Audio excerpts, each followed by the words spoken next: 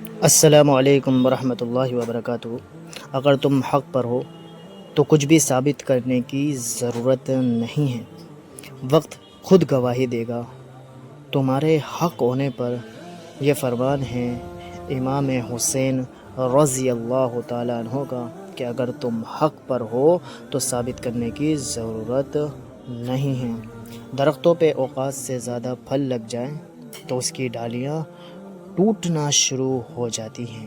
انسان کو اوقات سے زیادہ مل جائے تو وہ رشتوں کو توڑنا شروع کر دیتا ہے۔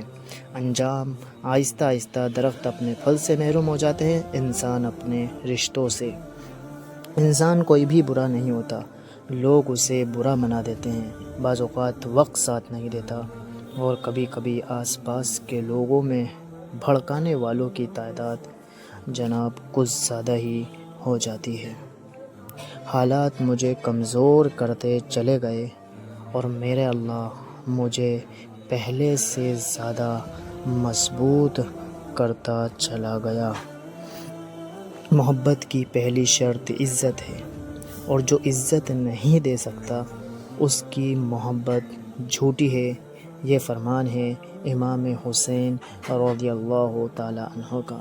ہم نفرتوں کے اتنے عادی ہو چکے ہیں کہ محبت کرنے والے کو بھی شک اور شبہ کی نگاہ سے، نظر سے دیکھتے ہیں۔